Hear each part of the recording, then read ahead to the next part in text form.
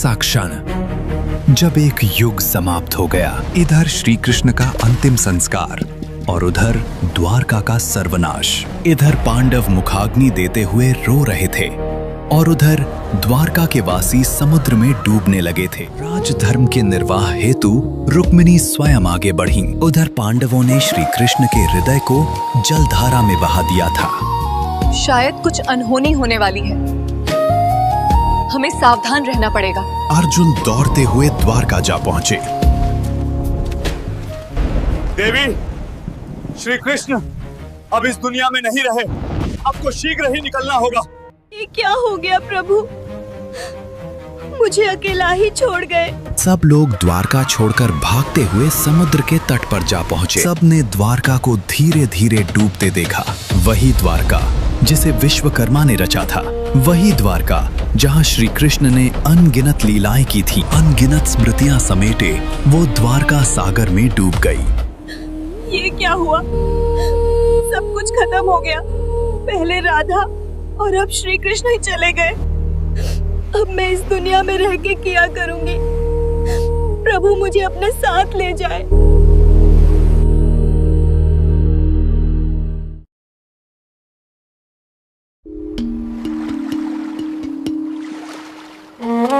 श्री कृष्ण का हृदय समुद्र से बहता हुआ पुरी के तट पर जा पहुंचा। ये है मालवा राज्य।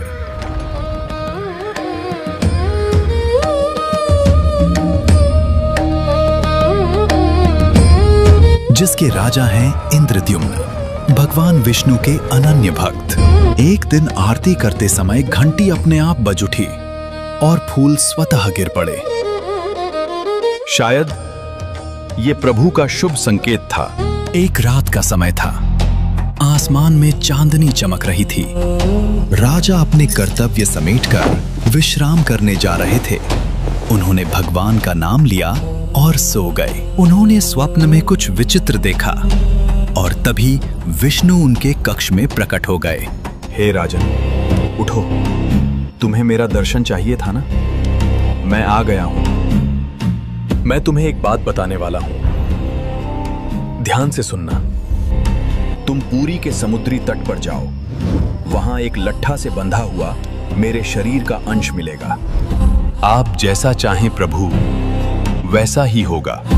अगली सुबह महल सूर्य की किरणों से जगमगा उठा। दरबार में राजा को एक विचित्र चिंता खाए जा रही थी। वे बार बार भगवान विष्णु की इच्छा पर चिंतन कर रहे थे। तभी राज्य के मुख्य पुजारी के भाई विद्यापति वहां उपस्थित हुए।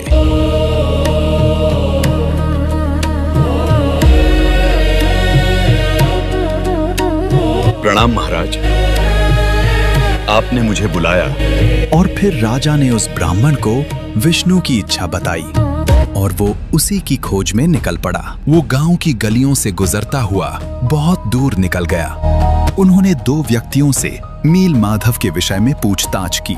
तभी एक गांववासी ने उन्हें उसका पता बताया। विश्व बासु जी एक गुफा के अंदर नील माधव का पूजा करते हैं। गांव वासियों के बताए अनुसार विद्यापति दूर तक चलते हुए पुरी पहुंचे और अंततः एक छोटी सी कुटिया तक जा पहुंचे। वहां उन्होंने एक आदिवासी को गहन तपस्या में लीन देखा। क्या आप मुझे नील माधव के दर्शन करवा सकते हैं? मार्ग का भेद न जान सकें, इसलिए विद्यापति की आंखों पर पट्टी बांधकर उन्हें नील माधव के दर्शन कराए गए। पूरे 2 दिन बाद जब रात गहराई, तब एक बार फिर एक अनहोनी घटना घटित हुई। इंद्रद्युम्न ने फिर स्वप्न में कुछ विचित्र देखा और तभी विष्णु दिव्य रूप धारण कर वहां प्रकट हो गए। राजन, तुम पुरी के समुद्र तट पर जाओ। वहां पर तुम्हें एक लकड़ी का लट्ठा मिलेगा। उसे लाकर भव्य मूर्ति बनाओ। यह मूर्ति 21 दिन में होना चाहिए और देवताओं की शिल्पकार विश्वकर्मा की आराधना करो।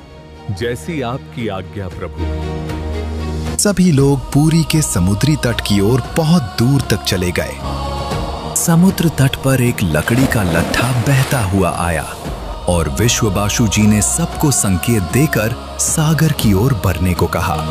सभी ने उस लकड़ी के लट्ठे को साफ किया, कंधों पर उठाया और महल की ओर प्रस्थान कर गए।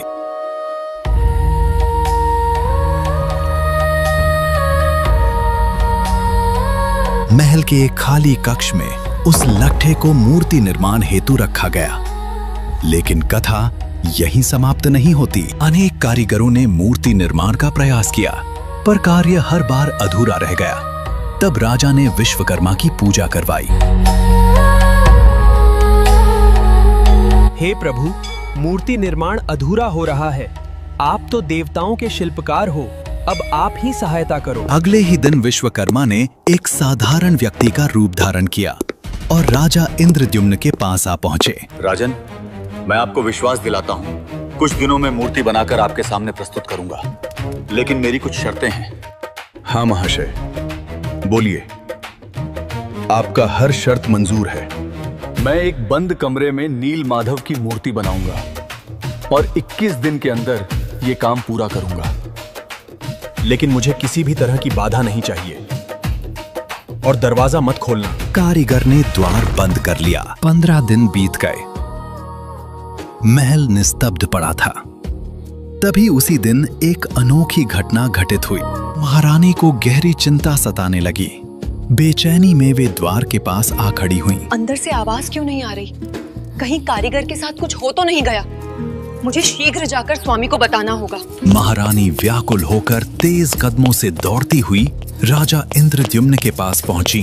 उनके चेहरे पर चिंता और आंखों में भय साफ झलक रहा था। स्वामी, कमरे के अंदर से कोई आवाज नहीं आ रही। मुझे चिंता हो रही है, कहीं कारीगर को कुछ हो तो नहीं गया।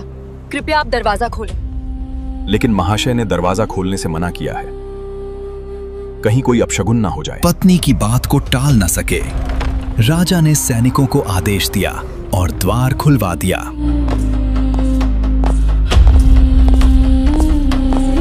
राजा ने इधर उधर दृष्टि दौड़ाई, कारीगर को खोजा। तभी सामने लाल वस्त्रों से ढकी हुई अधूरी सी मूर्ति जैसी आकृति दिखाई दी। राजा प्रद्युम्न ने वो वस्त्र हटाकर हवा में उछाल दिया और तभी सभी के सामने लकड़ी से बनी छोटी छोटी मूर्तियां प्रकट हुईं, पर वे अधूरी थीं। ये प्रभु की कैसी लीला है जो हमें इतने दिव्य रूप के दर्शन करने को मिले। आप तो जगत के नाथ हो। आज से प्रभु की इस दिव्य रूप को जगन्नाथ कहा जाएगा। और तभी से पूरे विश्व में भगवान जगन्नाथ की रथ यात्रा आरंभ हुई। इसी के साथ ये अध्याय यहीं समाप्त होता है। अगले अध्याय में राधा और रुक्मिणी की ईर्ष्या तथा राधा की मृत्यु का वास्तविक रहस्य उजागर होगा। देखने के लिए चैनल से जुड़े रहें।